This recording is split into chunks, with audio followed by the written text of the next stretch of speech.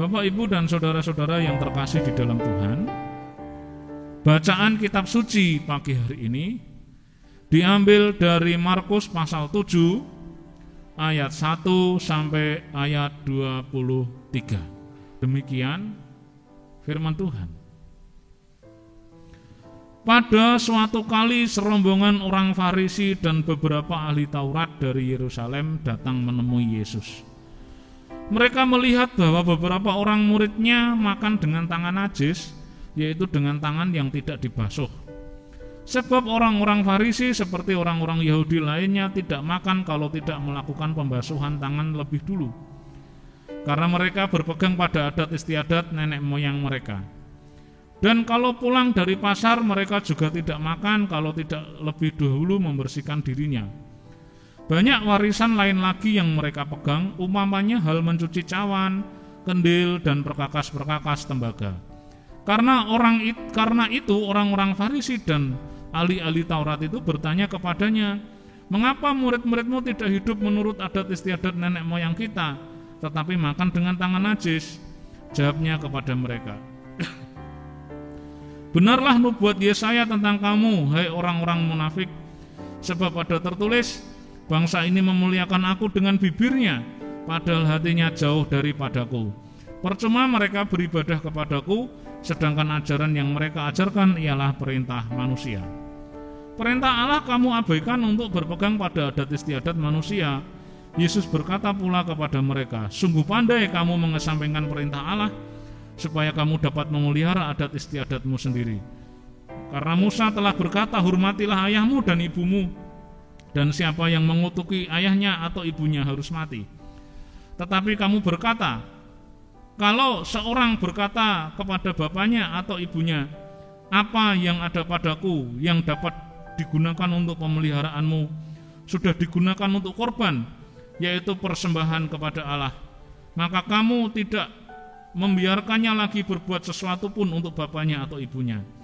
Dengan demikian firman Allah kamu nyatakan tidak berlaku demi adat istiadat yang kamu ikuti itu, dan banyak hal yang lain seperti itu yang kamu lakukan." Lalu Yesus memanggil lagi orang banyak dan berkata kepada mereka, "Kamu semua dengarlah kepadaku dan camkanlah. Apapun dari luar yang masuk ke dalam seseorang tidak dapat menajiskannya, tetapi apa yang keluar dari seseorang itulah yang menajiskannya. Barang siapa bertelinga untuk mendengar, hendaklah ia mendengar." Sesudah ia masuk ke sebuah rumah untuk menyingkir dari orang banyak, murid-muridnya bertanya kepadanya tentang arti perumpamaan itu. Maka jawabnya, "Apakah kamu juga tidak dapat memahaminya? Tidak tahukah kamu bahwa segala sesuatu dari luar yang masuk ke dalam seseorang tidak dapat menajiskannya? Karena bukan masuk ke dalam hati tetapi ke dalam perutnya, lalu dibuang ke jamban. Dengan demikian ia menyatakan semua makanan halal." Katanya lagi, "Apa yang keluar dari seseorang itulah yang menajiskannya. Sebab dari dalam, dari hati orang timbul segala pikiran jahat, percabulan, pencurian, pembunuhan, persinahan, keserakahan, kejahatan, kelicikan, hawa nafsu, iri hati, hujat, kesombongan, kebebalan. Semua hal-hal jahat ini timbul dari dalam dan menajiskan orang." Amin. Bapak, Ibu, dan saudara-saudara yang terkasih di dalam Tuhan, tema ibadah pagi hari ini seperti sudah saya sampaikan adalah murninya ibadah. Secara umum, Bapak Ibu, dalam Kamus Bahasa Indonesia, Kamus Besar Bahasa Indonesia, kata ibadah itu diartikan dengan perbuatan untuk menyatakan bakti kepada Tuhan yang didasari ketaatan untuk mengerjakan perintahnya, menjauhi larangannya. Itu ibadah, menyatakan bakti kepada Tuhan. Nah, dari sini pun kita sudah melihat bahwa ibadah itu tidak hanya berhenti pada ritual di gereja. Menyatakan bakti kepada Tuhan yang didasari ketaatan mengerjakan perintahnya, menjauhi larangannya, itu juga harus nyata dalam kehidupan sehari-hari saya dan saudara. Nah, ibadah harus murni. Kata murni sendiri dalam Kamus Bahasa Indonesia tidak tercampur unsur lain atau belum mendapat pengaruh apa-apa dari luar, suci, sejati. Wah, cincin ini terbuat dari emas murni, berarti emasnya tidak tercampur oleh benda-benda lain, unsur-unsur lain, baik tembaga atau kuningan, emas murni. Ibadah yang murni juga tidak tercampur dengan unsur-unsur lain. Itu sebab hari ini mari kita belajar seperti apa ibadah yang murni itu. Sekaligus kita juga introspeksi, apakah ibadah saya nanti sudah murni. Sebab menurut saya, murni atau tidaknya ibadah niku sing pirsa panjenengan pribadi kalih Gusti. Meskipun kadang-kadang ibadah yang murni atau tidak murni niku saged pula dirasakan orang lain. Ibadah murni auranya itu mesti kelihatan. Panjenengan itu beriman dengan murni atau tidak itu seringkali kelihatan. Tetapi yang lebih mendasar adalah menilainya itu Tuhan dengan panjenengan. Nah, ini perkara-perkara yang menurut saya serius. Dari awal saya sudah matur, jangan sampai kita rumangsane beribadah tapi ternyata salah. Niku bahaya Bapak Ibu. Seperti apa ibadah yang murni? Yang pertama, ibadah yang murni adalah ibadah yang menyeluruh, artinya ibadah yang jangan hanya sebatas ritual. Kenapa demikian? Mari kita cermati peristiwa ketika ahli Taurat, orang Farisi ketemu Gusti Yesus. Serombongan orang Farisi dan ahli Taurat dari Yerusalem datang ketemu Gusti Yesus. Lalu mereka melihat murid-murid Yesus makan dengan tangan najis, yaitu dengan tangan yang tidak dibasuh. Ini nanti jangan panjenengan berpikir begini. Sebab apa? Nanti murid-murid itu dilokke sama ahli Taurat. Lho Gusti Yesus, murid-muridnya panjenengan kok mangan ning ora iso sih piye? Yesus memberi jawab, nah jangan sampai nanti panjenengan berkata, Gusti Yesus anti protokol kesehatan. Nah, jangan ngoten. Sebab ini konteksnya tidak begitu. Sekarang kita rajin mencuci tangan demi protokol kesehatan ben ora ana virus. Tetapi bagi orang Yahudi, mencuci tangan sebelum makan itu perkara swarga kalih neraka. Nanti kita lihat bersama-sama, kita lanjutkan ya. Murid-murid Yesus makan dengan tangan yang najis, ayat 2. Yaitu dengan tangan yang tidak dibasuh. Sebab ayat 3, orang-orang Farisi seperti orang-orang Yahudi lainnya tidak makan kalau tidak melakukan pembasuhan tangan lebih dulu, karena mereka berpegang pada adat istiadat nenek moyang mereka. Jadi mencuci tangan sebelum makan itu bagian dari adat istiadat nenek moyang Yahudi, yang masalahnya adat istiadat itu disetarakan dengan Taurat. Ada juga adat-adat istiadat yang lain, ayat 4 yaitu satu, kalau pulang dari pasar mereka nggak akan makan sebelum membersihkan diri. Ya betul ya, pulang dari pasar ketempelan laler, ketok nyekel liwak, ya harus membersihkan diri dulu baru makan. Banyak pula warisan yang lain yang mereka pegang, umpamanya hal mencuci cawan, kendi, perkakas-perkakas tembaga. Karena itu orang-orang Farisi dan ahli Taurat bertanya kepada Gusti Yesus, mengapa murid-muridmu tidak hidup menurut adat istiadat nenek moyang kita, tetapi makan dengan tangan najis? Lu Gusti Yesus, niku murid-murid yang jenengan kok mangan dengan tidak mencuci tangan niku dak dosa. Lho niku dosa. Mboten kok ngeten. Lho Gusti Yesus, niku murid-muridnya panjenengan kok mboten mak ora iso sik engko nek kena penyakit piye. Mboten ngoten, tetapi niku dak dosa. Sebab mencuci tangan bagi orang Yahudi itu termasuk ritual. Maka kalau mereka tidak mencuci tangan sebelum makan niku nggih dosa. itu seperti itu. Persoalannya ketika Yesus, nah niki lho, niki mesti ahli Taurat niki orang Farisi ini nututi Gusti Yesus ning ndi ae kok yo ngerti ae. Golek-golek kesalahan wae. Nah, Yesus berkata begini. Ayat yang ke-6. Jawabnya kepada mereka, benarlah nubuat Nabi Yesaya tentang kamu, hai orang munafik, sebab ada tertulis bangsa ini memuliakan aku dengan bibirnya, padahal hatinya jauh daripadaku. Percuma mereka beribadah, sedangkan ajaran yang mereka ajarkan ialah perintah manusia. Nah, bener. Nabi Yesaya wis tau ngendika, kamu memuliakan Allah dengan bibirmu, tapi hatimu jauh daripadaku. Lah wong sing mbok persoalno ibadah iki soal-soal ijo, soal membersihkan diri, soal apa yang dimlok. Wah, berarti sing dimlok murid-murid niku yo najis iku, wong ora ijo sik tangane dosa. Lalu Yesus memberikan perumpamaan dalam ayat 14. Lalu Yesus memanggil lagi orang banyak dan berkata pada mereka, kamu semua dengarlah kepadaku dan camkanlah. Apapun yang dari luar yang masuk ke dalam seseorang, makanan, ini soal makanan ya, tidak dapat menajiskannya. Tetapi apa yang keluar dari seseorang itulah yang menajiskannya. Lalu setelah Yesus pergi, murid-murid bingung ayat 18. Tuhan, artinya apa ayat 17? Maka jawab Yesus, apakah kamu juga tidak dapat memahaminya ayat 18?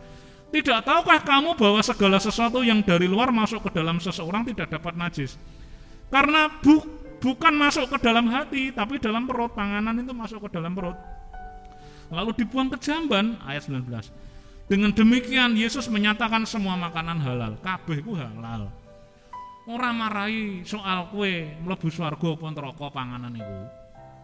Dadi nek murid-muridku iku mangan nganggo sego, mangan nganggo tangan sing uga diijuki, nek panganane mlebu iku ora perkara kondene terus dosana ora. Sebab apa yang masuk ke dalam mulut tidak menjadikannya berdosa. Paling-paling menjadikan kolesterol, kalih trigliserid tinggi, kalih hipertensi. Nah, makanya jangan sampai dengan ayat ini panjenengan entokno kok mangan barang dingah yo ora apa-apa, ora marai dosa.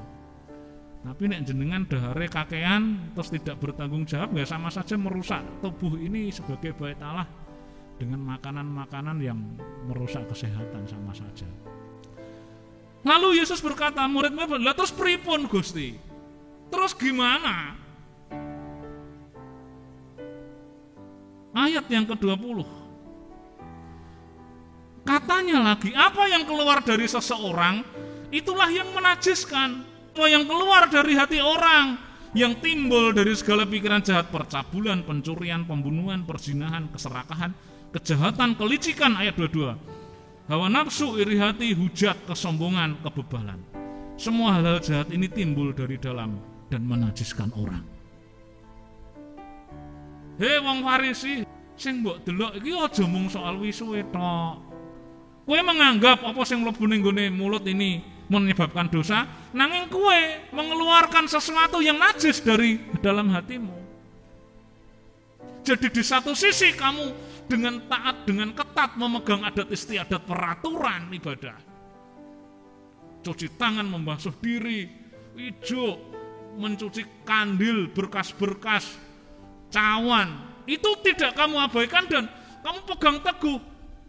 Tetapi di sisi yang lain, kamu mengabaikan dan membiarkan banyak hal yang kotor dan najis keluar dari mulutmu. Nah, ibadah sing kaya ngono kuwi ayat yang ke-6 kata Tuhan Yesus. Hai orang munafik, ibadah yang munafik. Ibadah niku mboten hanya diukur dari ritual. Niki ritual, apa yang kita lakukan ini ritual. Datang, duduk, saat teduh, mari kita berdiri, niku ritual. Monggo sami nyanyi memuji, monggo sami ngrungokke sabda pangantikane Gusti, niku ritual. Mangke jenengan kondur dugi griya berdoa sebelum makan, itu ritual. Sebelum tidur berdoa, bangun tidur berdoa secara disiplin teratur, jam 7 membaca renungan, itu ritual. Apa keliru Pak? Lu gimboten, itu malah lebih baik. Tetapi jenengan beribadahnya jangan sampai berhenti di situ. Kalau panjenengan hanya berhenti di situ, aku wis ngibadah, jenengan kados wong Farisi, ahli Taurat, sing mung nggatekno soal ijuk, cuci tangan dan lain-lain. Panjenengan berhenti di situ. Lalu kemudian dalam kehidupan sehari-hari banyak yang najis yang keluar dari dalam hati. Niku ibadahnya pun boten murni, pun kecampuran. Apa artinya kata Tuhan? Memuliakan Allah dengan bibir itu ritual. Menyanyi, berdoa itu kan memuliakan Allah dengan bibir. Amin, haleluya, puji Tuhan. Tetapi hatinya jauh dari Tuhan. Nah, itu bukan ibadah yang benar. Sebab apa? Definisi ibadah ini umum loh. Kamus Besar Bahasa Indonesia ini belum masuk ke dalam apa yang dikatakan Alkitab dan secara teologi. Baru umum kita sudah tahu bahwa ibadah adalah pernyataan bakti kepada Tuhan yang didasari dari melakukan perintahnya, menjauhi larangannya. Dan ini tidak satu pengertian yang dilaksanakan setiap hari ya Bapak Ibu, saben dino. Jadi menyatakan bakti kepada Allah itu juga termasuk dalam hidup sehari-hari, dalam laku hidup. Jangan sampai saya dan saudara, wah aku wis beribadah kok, kapan? Ning gereja, mau lapo? Nyanyi, lapo meneh, tepuk tangan, lapo ngadeg, lapo lungguh meneh mengakui dosa, terus piye? Untuk berkat terus mulai. Aku wis ngibadah. Benar. Tetapi tidak berhenti sampai di situ saja. Harus sampai kepada pernyataan hidup, laku hidup sehari-hari, di mana setiap tindakan, di setiap pikiran, setiap kelakuan yang kita lakukan adalah sebuah tindakan yang menunjukkan pernyataan bakti kepada Allah. Niku ibadah. Nek mboten nggih, saya dan saudara hanya berhenti terbatas pada orang Farisi dan ahli Taurat itu. Sing mung soal-soal ritual, sing ketok-ketok tok. Ini masuk kepada poin yang kedua. Sebab apa Bapak Ibu? Kadangkala justru ibadah ritual itu digunakan orang untuk kamuflase. Ini poin kedua. Ibadah yang murni itu yang pertama, jangan berhenti pada ritual, tetapi menyeluruh sampai dilakukan dalam hidup sehari-hari, itu yang pertama. Yang kedua, ibadah yang benar itu jangan sampai panjenengan dan saya menjadikan ibadah itu sebagai kamuflase. Kamuflase itu apa? Kamuflase itu penyamaran. Baju tentara itu baju kamuflase. Panjenengan perhatikan dorengnya angkatan darat itu kan doreng yang mendekati dengan alam. Supaya kalau dia dalam sebuah pertempuran gitu, dia tersamar oleh warna-warna yang ada di sekitarnya. Beda dengan dorengnya angkatan laut. Itu biru-biru, hitam gitu kan, supaya tersamar dengan warna lautan.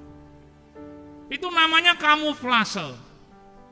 Ibadah sebagai kamuflase, napa wonten Pak? Wonten, ning teng mriki mboten. Teng mriki saya sedaya ibadah murni sedaya. Ibadah yang dijadikan kamuflase niku niki ayat 9 ngantos dumugi ayat yang ke-13. Yesus berkata pula kepada mereka, sungguh pandai kamu mengesampingkan perintah Allah, supaya kamu dapat memelihara adat istiadatmu sendiri.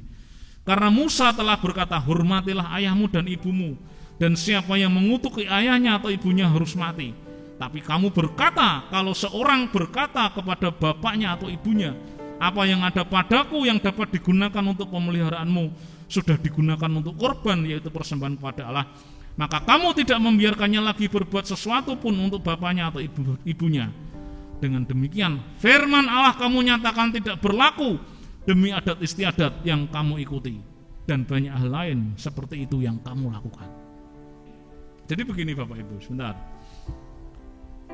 Hormatilah ayahmu dan ibumu, itu kan perintah kelima ya dari 10 hukum perkara. Nah, hormatilah ayahmu dan ibumu, itu penerjemahannya di dalam hukum Taurat itu adalah tidak hanya sekedar menghormati orang tua, tetapi orang-orang pemuda-pemuda Yahudi itu harus bertanggung jawab terhadap pemeliharaan orang tuanya sampai dia tua, termasuk penguburan ayahnya.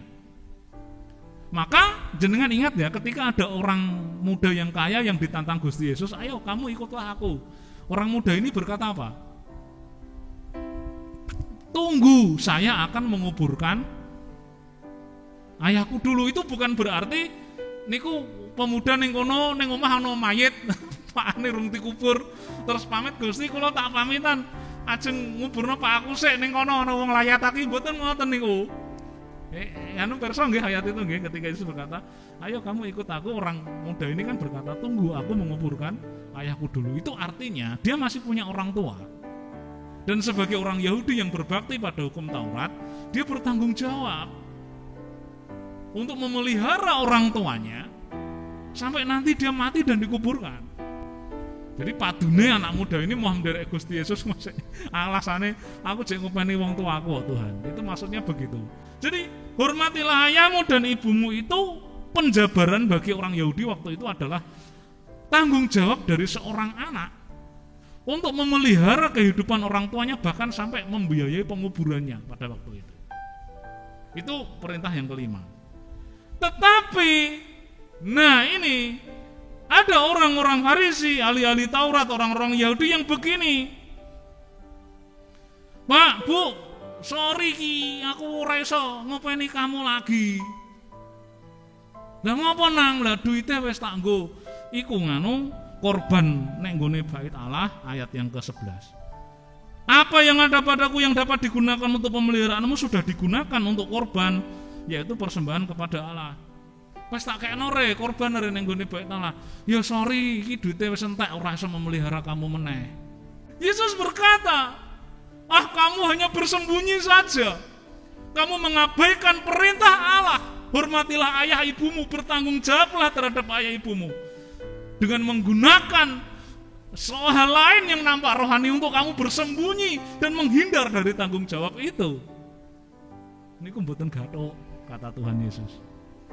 Ibadah nek wis ngono gak murni. Mun gampange ngeten. Nek kula tesih remaja, niku kula sregep teng gereja, seneng main musik, dan lain-lain, pokoknya seperti umumnya anak-anak muda. Nah, di rumah saya itu ndak ada pompa air, ndak ada pam. Nek ajeng adus niku langsung, wah ngisi jeding ngoten niku, ngisi bak mandi itu pakai timba. Nah, wah itu pekerjaan yang paling menggetingkan buat saya. Ayo bak mandinya dikebeki, gitu ibu saya sudah teriak-teriak. Yang saya lakukan adalah, wah saya aku ameh latihan musik kok. Rohani ya Bapak Ibu. Wah aku ameh kebaktian pemuda kok sih. Dan saya menggunakan alasan rohani itu, menggunakan alasan kebaktian itu, mbuh kebaktian tenan mbuh ora mbuh urung dimulai aku mangkat gasik ben terhindar dari tanggung jawab ngisi sekolah niku wau. Monggo sakjane ya saged kula atur. Tak isi awan-awan ben aku iso lunga ning gereja sore kebaktian pemuda. Tak isi dhisik gasik-gasik ben aku iso latihan kur, latihan vokal, latihan musik. Neng kula kan mboten aku duwe alasan rohani yang tidak mungkin ibu saya melarang. Wong dekne juga kepengin anak-anaknya sregep teng gereja, cocok. Aku ameh kebaktian. Itu satu contoh. Kalau kita contohkan dalam kehidupan kita sehari-hari, teman-teman pemuda kalau disuruh merapikan kamar, kalau disuruh membersihkan rumah, membantu, wah aku lagi saat teduh. Nek wis mulai wayahe jam bersih-bersih kerja bakti rumah niku terus pasang body language, lungguh maca kitab suci ben terhindar dari. Jadi Jadi kalau kita itu dalam level-level sederhana loh, mengabaikan pekerjaan dengan alasan anjen padune rasa-rasa mbut gawe nggih Bapak Ibu. Wah beneran iki minggu aku untuk shift, anjen aku rasa-rasa kerja. Sorry ya bos, aku kebaktian seo. Neng teng gereja mbuh hatine teng putih mboten ngerti, sing penting aku selamat dari pekerjaan hari ini. Loh Bapak Ibu niku sing ngertos dan jenengan piyambak nang anu atine. Ijine kalih bos niku murni beribadah tenan apa ben terhindar dari tanggung jawab pekerjaan niku sing perso dan jenengan kalih kula piyambak. Nek ibadah dinggo nyamar kamuflase kaya ngoten niku ibadah dak pun mboten murni. Nek pisan pindho sih mboten napa-napa wong ancen terpaksa meninggalkan pekerjaan karena beribadah, tapi nek terus dinggo pahitane gathok iki dinggo alasan. Padahal semuanya bisa diatur, ditata sedemikian rupa supaya bisa berjalan baik dan seimbang. Bukankah bekerja juga pernyataan bakti kepada Allah melalui pekerjaan kita? Ketika dilakukan dengan sungguh-sungguh, diatur sedemikian rupa supaya nanti juga bisa masuk ke dalam ibadah yang ritual. Kan bisa begitu. Jangan sampai yang ritual digunakan untuk kamuflase. Apalagi terhadap hal-hal yang lebih serius, untuk menutupi dosa kita. Ben aku ora ketok dosa, ritualku tak getolno. Ben didelok wong didarani wong aku iki wong ngibadah, wong saleh. Tetapi sebenarnya ada begitu banyak dosa yang kita sembunyikan dalam diri kita. Sing person jenengan tok. Itu ibadah yang tidak murni. Bagaimana kehidupan Bapak Ibu dan Saudara sekarang? Bagaimana ibadah saya dan saudara sekarang ini? Jawabannya ada pada panjenengan sendiri. Hati nurani panjenengan sendiri dan digumulkan dengan Tuhan. Apakah ibadahku sudah murni? Yaitu ibadah yang menyeluruh, yang tidak hanya berhenti pada hal-hal yang ritual saja. Dan juga ibadah yang sungguh-sungguh, yang memang saya lakukan dengan tulus, bukan sebagai kamuflase, menyembunyikan dosa atau sesuatu yang buruk yang saya lakukan supaya itu tersembunyi dengan ritual. Bagaimana dengan hidup saya dan saudara sekarang? Sumangga panjenengan jawab piyambak di dalam hati dan dihumulkan dengan Tuhan. Amin.